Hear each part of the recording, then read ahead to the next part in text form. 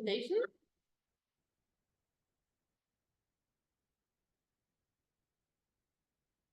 Thank you for turning out on this presentation.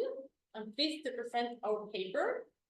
My name is Arnfrid, and I will try to speak out loud, and you will have to do something like that if you don't hear me.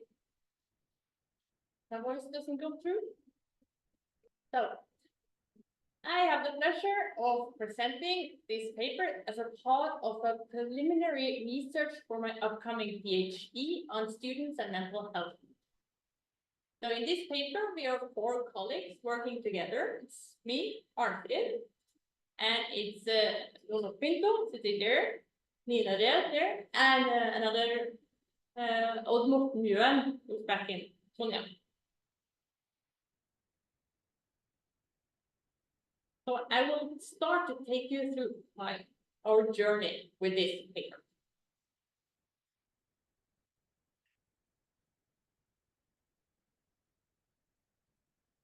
The original project started with a concerning result from the 2022 University Students' Health and Wellbeing Survey in Norway. It revealed that many students are struggling with mental health. This problem is widespread and important to address. We see it's not in Norway specifically, it's a problem that is throughout Europe and in other parts of the world as well. So it's an important issue. That was the information we started with. We started with the information about that a lot of students were struggling with their mental health. It was concerning numbers. So the alarm bell went on. And what we did, we went to earlier research to see what is this? What is happening? Why are the students reporting that they don't feel mentally well? What is it? And as we go through earlier research, we see that maybe it isn't so alarming as we first come to the eye. It's they are slightly more prone to face mental health issues than other in the same age group are. So it's not a huge gap between the groups, but it is some. We also found that it hasn't worsened itself. It's because there are more students that are studying. So we have it's an increased number of students, and that has made this issue more noticeable. We see it more. Additionally, we discovered that 85% of the students had these problems before they went to university. So they are slightly more prone, but not much. It's not increased. So for 10 years ago, it's not worse today than it was for 10 years ago, we believe. And it also is something that they have before they come to university.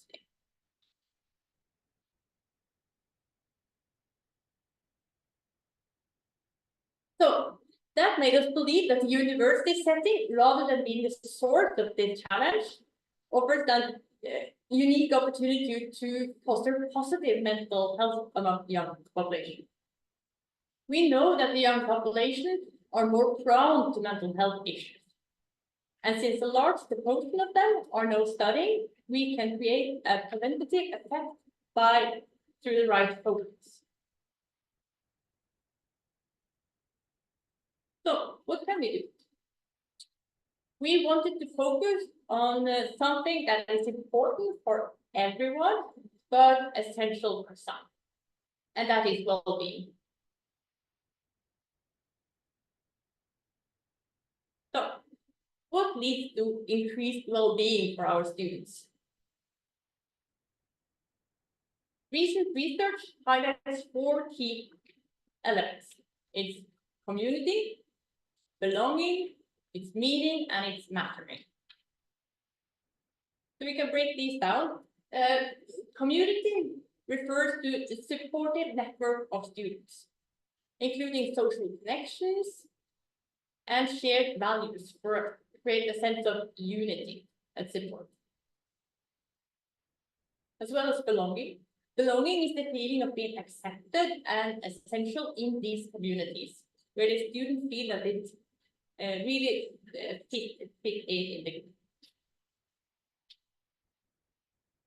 Meaning comes from participation in activities that are personally significant and giving the students a sense of purpose. It's also important.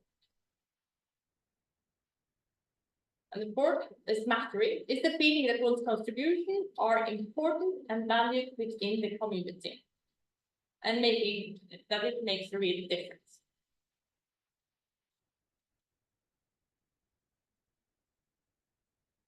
Given these insights, we ask, what opportunities exist within the learning environment to enhance student well-being? Next time. Once again, we went back to the literature. And another piece of knowledge came through and became a key foundation for our study. That's why we are here today. And that is that students who are doing well are often more engaged. And those who are engaged often experience better well-being. Found that interesting while we get into our research data.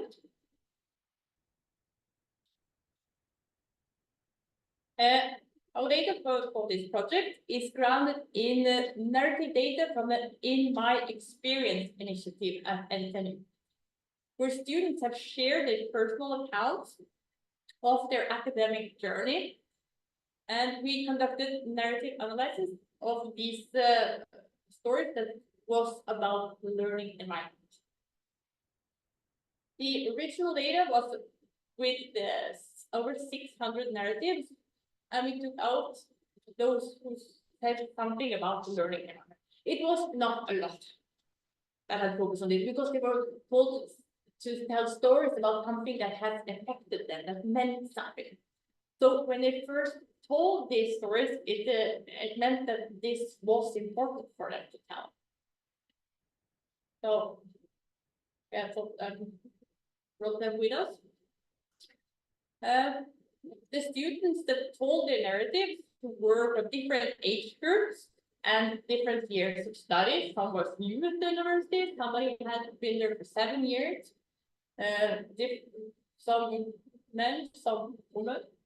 So it was a good spread of different students.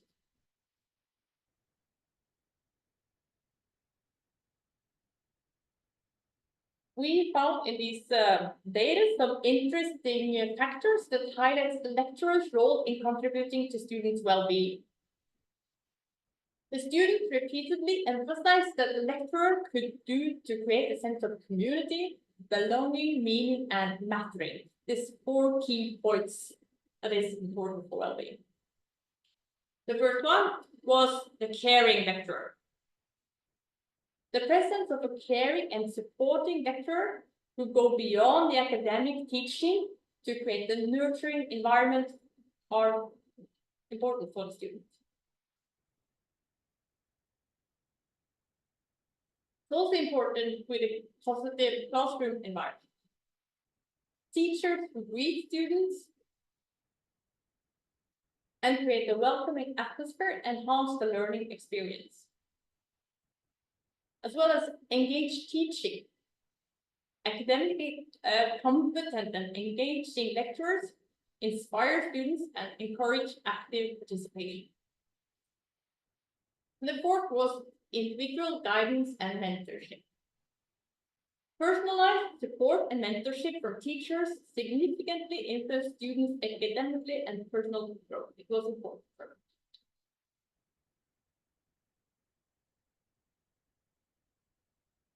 I have some stories from the data, so that I was going to read for you. This is from a student who started her master's program. and who emphasize the teacher's important role.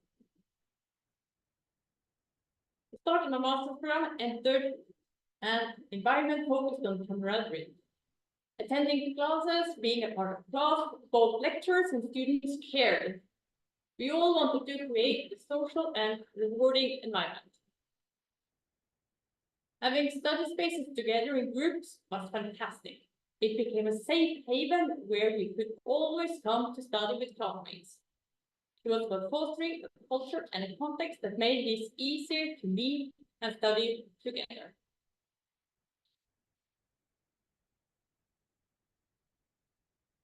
This one. I had a teacher the first 2 years of my study who went the extra mile to create a positive classroom environment, building relationships with us students. Having something simple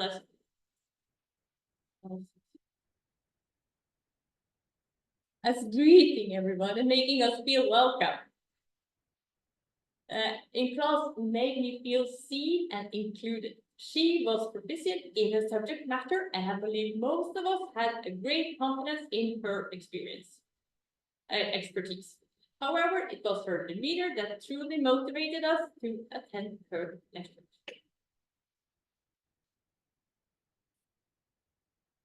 So there are some examples of these narratives.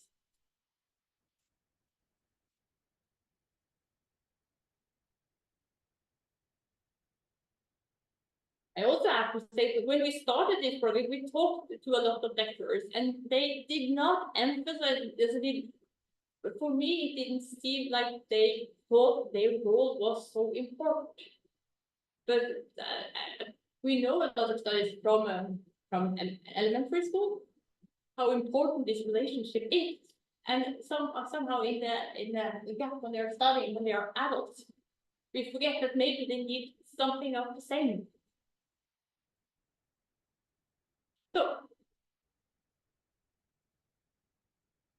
to understand these narratives, we combine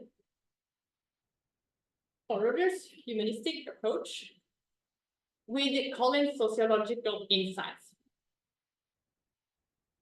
We understand that creating a supportive and aversive learning environment is crucial. Empathy, acceptance, and positive social interactions are essential for fostering student well-being, motivation, and academic success. And key factors is, as we said, the caring lecturers, who make a supportive environment. And this approach is rooted in Roger's theory of unconditional positive regard. Making students feel valued and understood is important. And the teachers who greet and make a personal atmosphere aligns with Collins' focus on social interaction and sense of community, helping students to feel a sense of belonging. And the academic competent and engaging lecturers, it's contagious. Is it right word? If this teacher has this love what she's doing or he is doing, this will affect students. That's inspiring the students. And when the students are inspired, they are more engaged, and when they're more engaged, they feel better. They also create more motivation. So it's a good circle. So by integrating these theoretical perspectives, educators can create an environment where students feel supported, motivated, and engaged, ultimately leading to their well-being and their academic success.